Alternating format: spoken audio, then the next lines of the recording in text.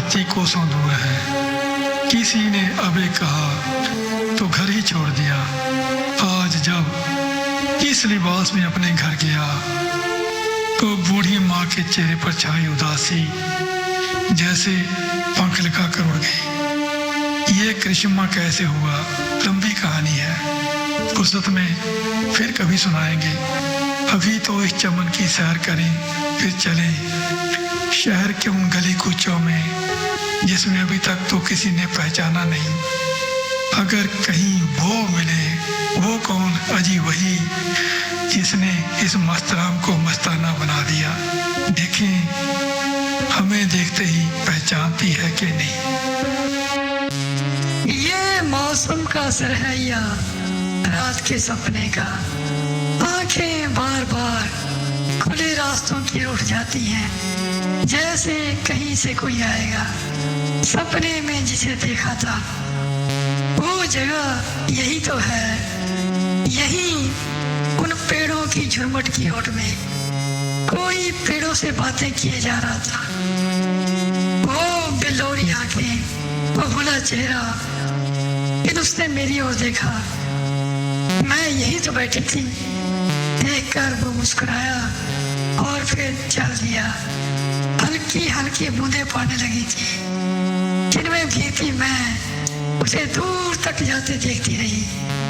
आज यहाँ आ गई यही सोच कर के वो आएगा और उधर उन पेड़ों की झुरमुट की ओट में पेड़ों से बातें करेगा। अजीब आलम है दिल का, ऐसे धड़क रहा है जैसे उस तो बाहर किसी लौटे अपने का इंतजार हो। अरे ये मैं सामने क्या देख रहा हूँ, वही कन्या जिसके शरीर में वो भूतनी घुस गई थी। इस चमन में अकेली ये आज कुछ ज्यादा ही सुंदर लग रही है। इस सुंदर कन्या के शरीर में घुसकर अगर वो भूतनी उस लड़के के घर चली गई जिस लड़के ने उसके घर पर कब्जा किया है, कहीं इस कन्या को वो घर और लड़का ही पसंद ना आ जाए। अगर ऐसा हुआ तो मस्तराम पहले तो हिमालय पर्वत पर पहुंच गया था, अब कहीं सीधा ऊपर ही ना पहुंच जाए। और जैसा तेरी वो स्कूल वाली अपने बच्चों को तुझे दिखाकर कह रही थी, बच्चों ये है तुम्हारा अंकल, नमस्ते करो इसे। कहीं ये कन्या भी ना इसके पास चलूं और कोई बात बनाकर इससे बात करूं। भला बात बनाने की भी इतनी खास जरूरत नहीं है। इससे पूछता हूं जाकर कि मैडम जी आपको कहीं उस पौधे ने फिर तो तंग नहीं किया? हाँ, ये आइडिया काम करेगा। तो मस्तराम सोचता क्या है, भगवान का नाम लेकर चढ़ जा सूली पर।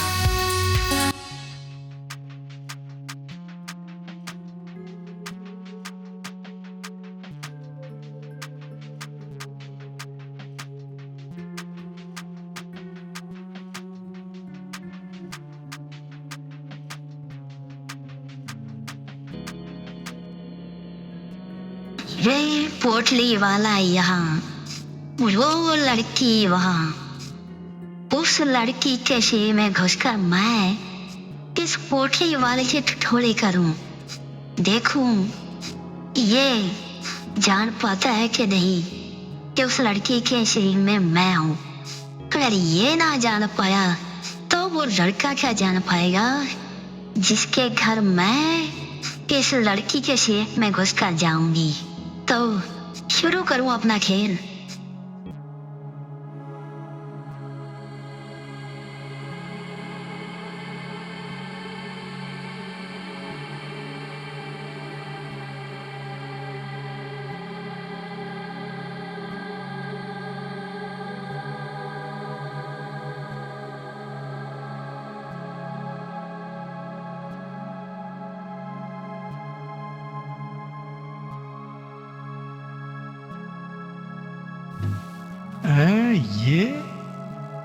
ये इसे क्या हो रहा है?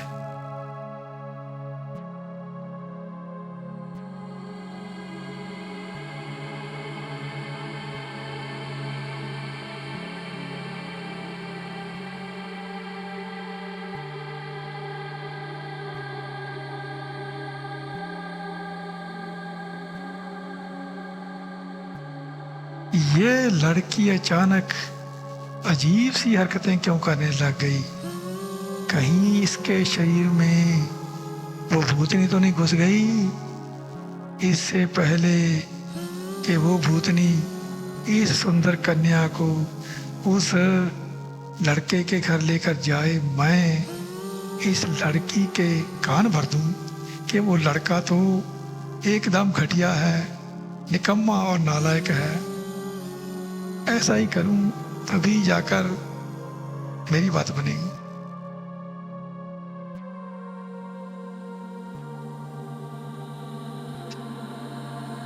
तो शुरू करूं अपना खेल?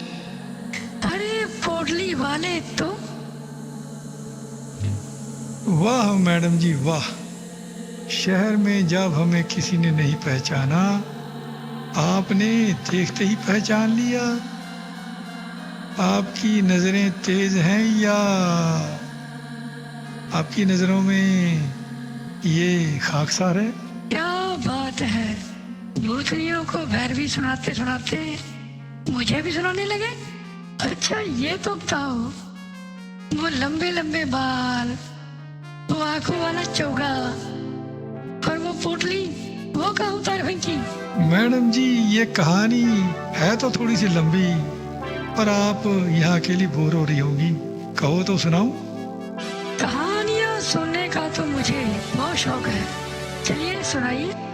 मैडम जी, जिस लड़की ने जोगी बनाया था उसी ने जोग छुड़ा दिया। आपको उस दिन बताया था ना? अरे कब बताया था? उस दिन शमशान घाट में, जब आपको उस काली कलूटी भूत ने पकड़ रखा था। ये मुझे काली कलूटी कह रहा है, जबकि मैं अपने मोहल्ले में सबसे सुंदर लड़की थी। अच्छा चलो, मैं भूल गई होंगी, तुम फिर से बता दो। ये कहानी है बरसों पुरानी, मेरे स्कूल के दिनों की, जब एक लड़की जो मुझ पर जान छिड़कती थी, मैं उस पर छिड़कता था, एक दिन मुझे भी कह दिया और मैं घर छोड़कर हिमालय पर्वत पर चला गया। एक लड़की ने हमें क्या कहा, तुमने घर ही छोड़ दिया? हाँ जी, मैंने भी घर छोड़ दिया। महात्मा बुद्ध की तरह मैं भी घर से निकल गया, ये जानने के लिए कि इस संसार के प्राणी बेचारे दुखी क्यों हैं। तो महात्मा बुद्ध की तरह तुम्हें भी कोई ज्ञान प्राप्त हुआ क्या नहीं? हाँ जी, ऐसा ज्ञान जो ना तो आज तक किसी को प्राप्त हुआ है ना होगा।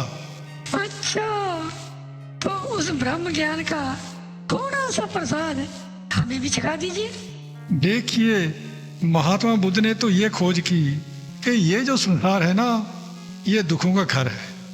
जिस घर में देखो दुख, और दुख को पैदा करने वाली है हमारी इच्छा। हमें ये चाहिए, हमें वो चाहिए, इच्छाएं करते रहते हैं और दुखी होते रहते हैं। इच्छाओं को मार दो, दुख अपने आप समाप्त, प्राणी को प्राप्त हो जाती है मुक्ति।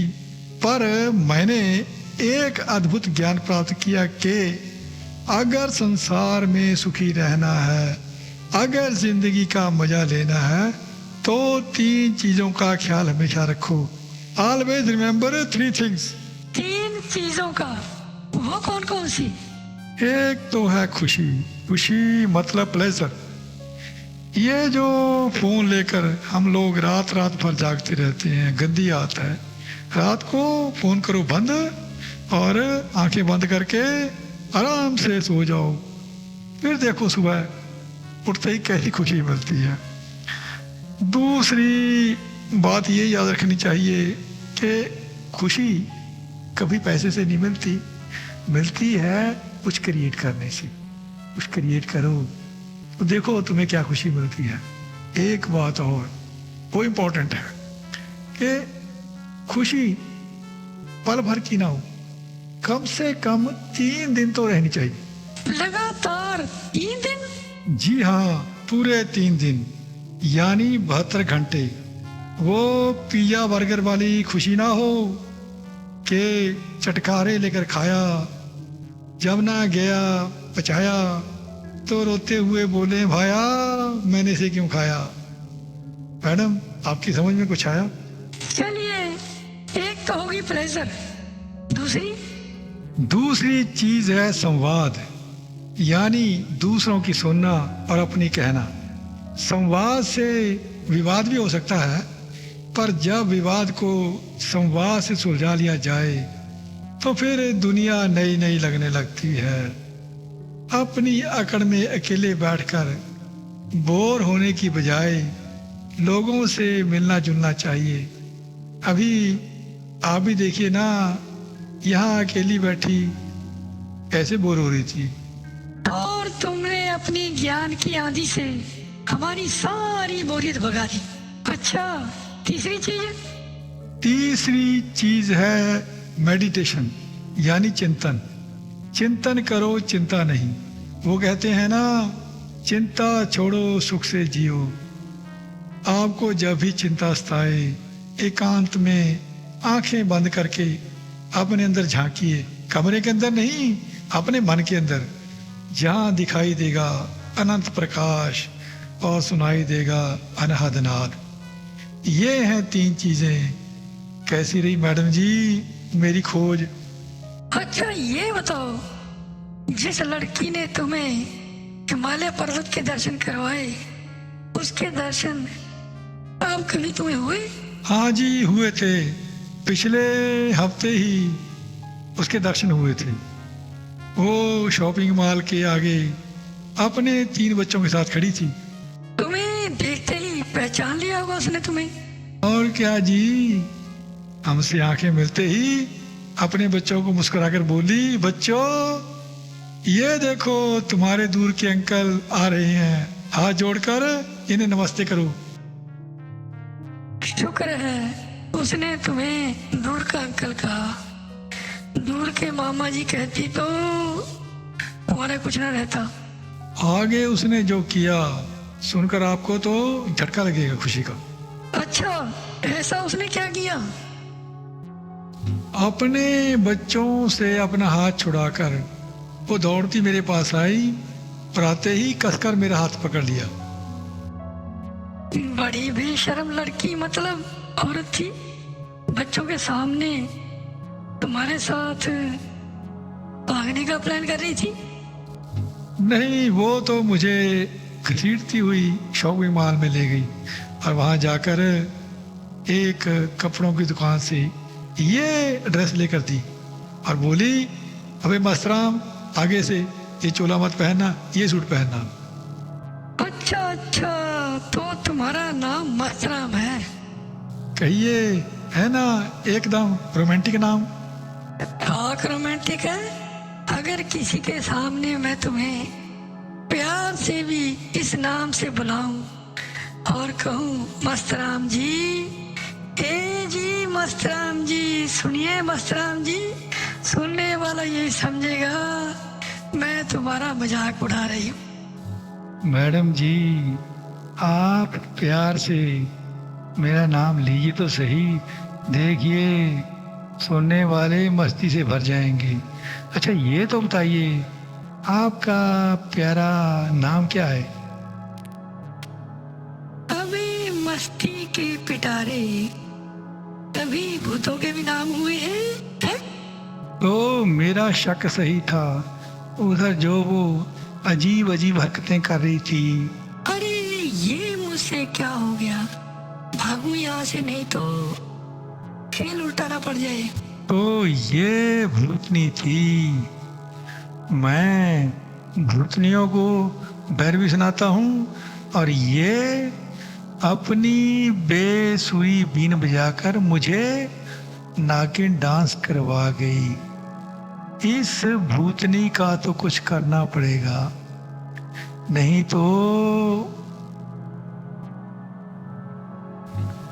ये भूतनी है तो डगमग डगमग डोल क्यों रही है? कहीं ये सचमुच